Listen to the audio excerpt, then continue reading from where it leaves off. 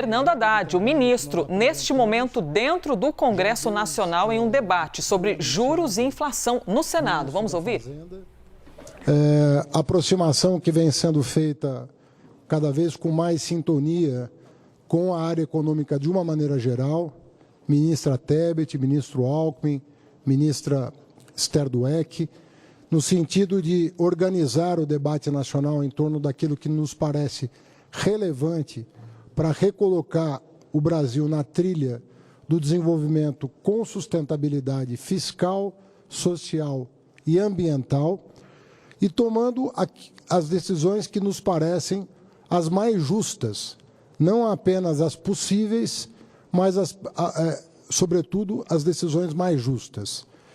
Nós herdamos uma situação, como todos sabem, muito delicada. O ano de 2022 foi um ano absolutamente atípico. As estimativas do Tesouro Nacional foi de que, em virtude do processo eleitoral de 2022, foram gastos valores em termos de renúncia de receita e aumento de despesa, consideradas as três esferas de governo, sobretudo governo federal e finanças estaduais, da ordem de 300 bilhões de reais. 300 bilhões de reais que o Brasil não dispunha. Isso aconteceu para reverter um quadro que se demonstrava desfavorável ao poder incumbente e que não foi suficiente para reverter o favoritismo do hoje presidente empossado Luiz Inácio Lula da Silva. Contudo, esta herança precisa ser administrada de alguma maneira. Nós tínhamos que conseguir reequilibrar as contas públicas seguindo a orientação das urnas, qual seja, não sacrificar os mais pobres, não sacrificar aqueles que dependem do Estado brasileiro para se desenvolver, para as famílias brasileiras que poderiam ser prejudicadas se fossem mantidas as regras anteriores. O que nós fizemos, portanto, foi, em primeiro lugar, antes mesmo da posse, garantir que aqueles que são beneficiários dos serviços públicos e dos programas que atendem prioritariamente as famílias de baixa renda, que eles não seriam descontinuados pela mudança de governo. Ou seja, o compromisso com a democracia, o compromisso com o voto popular, o compromisso com as promessas que foram firmadas e validadas pelo eleitor. Quanto mais aquelas que foram defendidas pelos dois candidatos que foram ao segundo turno. Mais uma razão ainda para defender a economia popular, para defender o emprego e para defender a renda daqueles que tinham a expectativa de deixar a situação de fome e de miséria ocasionada por vários fatores, externos, internos, políticos e econômicos. O que nós nos propusemos a fazer, portanto, em primeiro lugar, foi garantir a continuidade dos programas sociais que as urnas sacramentaram como legítimos e propor imediatamente a desconstitucionalização da regra fiscal e a substituição por um arcabouço que desse ao Brasil um horizonte de planejamento de médio e longo prazo, em que as variáveis macroeconômicas convergiriam para aquilo que nós considerávamos saudável do ponto de vista da rigidez das contas públicas, mas dando condições para os investidores estrangeiros e nacionais acreditar no enorme potencial da economia brasileira, que está simplesmente há 10 anos com um crescimento muito aquém do seu potencial efetivo. Então, nós temos aí uma agenda importante de recuperação da nossa capacidade de crescer, gerar emprego, gerar renda, gerar desenvolvimento. Eu sou da opinião que os conflitos distributivos no Brasil são tão severos que eles só se equacionam com o crescimento. Crescendo a uma média de 1% ao ano, 1,5% ao ano, e se nós formos levar em consideração o crescimento da renda per capita, ela é sistematicamente inferior a 1% ao ano, nós não vamos resolver os problemas sociais e as necessidades imperiosas de investimento na nossa matriz produtiva, que está muito defasada, tanto do ponto de vista tecnológico, quanto do ponto de vista de infraestrutura. Então, nós temos, sim, que recuperar a capacidade do Estado brasileiro voltar a investir, como já provamos possível na primeira década desse século. Nós queremos retomar esse padrão de desenvolvimento. Cobra-se, né, com muita razão, o saneamento desse passivo herdado que gerou um déficit nas contas públicas. E para fazer justiça à determinação do próprio presidente da República, nós fomos exatamente na raiz do problema. Quer dizer, se é o caso de, em virtude do orçamento aprovado o ano passado, tomar medidas saneadoras para recuperar as finanças públicas, para onde olhar? Qual é a maneira correta de fazer o ajuste sem penalizar aqueles que dependem do SUS, da escola pública, da universidade pública, da segurança pública, da assistência social e assim sucessivamente? A maneira que nós escolhemos de fazer o ajuste foi abrindo a caixa preta das renúncias fiscais, o chamado gasto tributário. Essa é uma demanda antiga de liberais e desenvolvimentistas. Todo economista sério que eu conheço tem um olhar voltado para a questão da eficiência do descalabro que se tornou o sistema tributário brasileiro.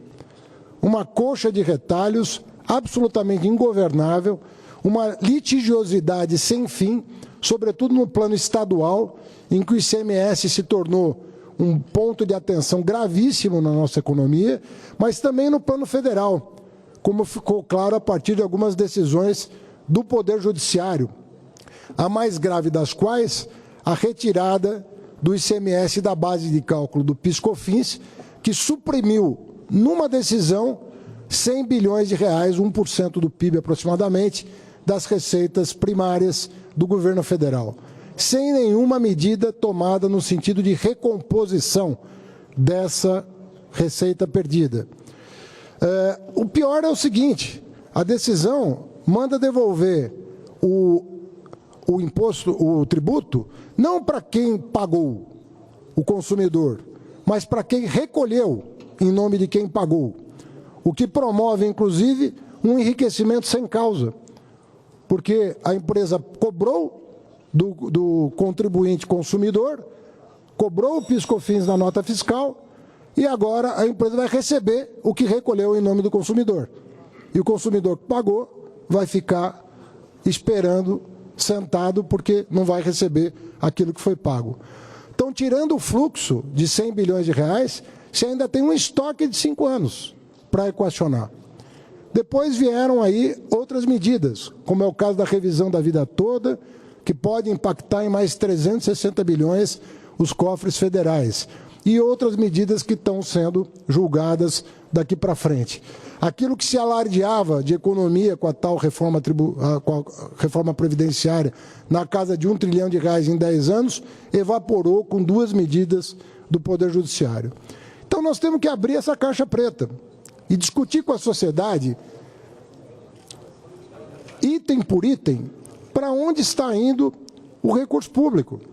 E nós estamos falando de quase 500 bilhões de reais explícitos na peça orçamentária, nos seus respectivos anexos de renúncia fiscal, e outros 100 bilhões que não estão na lei orçamentária, porque são tributos que sequer são considerados para fins fiscais, em virtude da frouxidão da nossa legislação, com práticas absolutamente inadequadas e inaceitáveis no mundo desenvolvido. Então, há que se falar em corte de gasto, na nossa opinião, sim, sobretudo o gasto tributário. Ontem nós tivemos uma vitória importante no STJ, uma vitória por unanimidade, 9 votos a favor, nenhum voto contrário à Fazenda Nacional, que repõe um pouco da injustiça que vem sendo cometida, né, com o Tesouro Nacional, que é quem dá sustentação para todas as políticas públicas, inclusive as de fomento ao desenvolvimento, como é o caso, por exemplo, da subvenção para investimento, mas não a subvenção para custeio. E outras medidas estão sendo tomadas, para as quais eu também chamo a atenção. Nós ontem publicizamos uma carta da OCDE dizendo praticamente que o Brasil teria dificuldades de ingressar no clube dos países ricos a se manter as regras anteriores de resolução de conflito tributário no âmbito administrativo. Uma jabuticaba brasileira que foi criada talvez com as melhores intenções, mas que está gerando problemas terríveis para nós, inclusive denúncia recente de ontem anunciada do próprio Ministério Público Federal em relação à conduta de alguns integrantes do conhecido CARF, e que gera, inclusive no debate internacional, uma certa apreensão de como é que o país do tamanho do Brasil é o único que estabelece uma regra de empate que impede a Receita Federal de recorrer ao Poder Judiciário. Uma anomalia que não existe em nenhum lugar do mundo. Nós estamos, portanto, absolutamente dispostos a enfrentar esse debate com a respeitabilidade que ele merece e, francamente, abrindo as contas e dizendo: nós vamos ficar mais 7 anos sem aumentar o salário mínimo, nós vamos ficar mais 15 anos sem aumentar a tabela do SUS, nós vamos ficar mais 7 anos sem revisão da tabela do imposto de renda, ou nós vamos fazer o ajuste das contas justo, correto, e que está sendo feito em proveito de um ambiente macroeconômico mais confiável para o Brasil. Termino falando um pouco do assunto que nos traz aqui. Eu estou falando da atuação do Ministério da Fazenda. Mas eu queria dizer aos senhores e às senhoras que eu não vejo a política fiscal, a política monetária e a política prudencial separadas umas das outras. Elas fazem parte da mesma engrenagem. Se a economia continuar desacelerando por razões ligadas à política monetária, nós vamos ter problemas fiscais, porque a arrecadação vai ser impactada. Eu não tenho como dissociar o monetário do fiscal. Se eu desacelero a economia, saindo de 4% para 3%, para 2%, para 1%, eu vou ter impactos fiscais. E nós estamos tomando medidas, inclusive, difíceis de tomar, impopulares, sobretudo por causa do populismo praticado, que surrupiou quase 40 bilhões de reais dos estados no ano passado, mais 60 bilhões de Receita Federal o ano passado. Só essa conta foram 100 bilhões de reais retirados dos cofres públicos no âmbito estadual e no âmbito federal. Não é fácil tomar medidas impopulares, mas são medidas que justamente saneiam as contas para permitir um horizonte de planejamento maior. Mas se nós não integrarmos as políticas monetária e fiscal, se nós não percebermos os vasos comunicantes entre elas, nós vamos ter muita dificuldade de fazer aquilo que a economia brasileira precisa, que é o que vai dar um horizonte de planejamento adequado para nós crescermos com sustentabilidade. Essas coisas não são estanques, essas coisas se comunicam, não são compartimentos. Portanto, o trabalho tem que ser a muitas mãos, um reforçando o trabalho do outro, o monetário fortalecendo o trabalho do fiscal, o fiscal do monetário e também o prudencial, porque nós estamos com vários setores da economia drasticamente afetados. Drasticamente afetados. Eu, a todo instante, estou recebendo setores econômicos de vários tipos dizendo das dificuldades. Vai desde uma Santa Casa até uma companhia aérea, passando pelo varejo, passando por vários setores econômicos.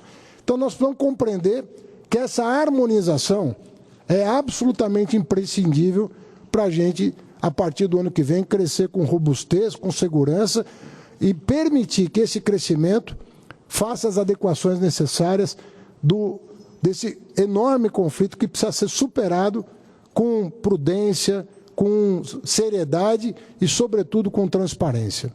Fico por aqui, presidente. Acho que me excedi já um pouquinho. Peço desculpas e agradeço a oportunidade.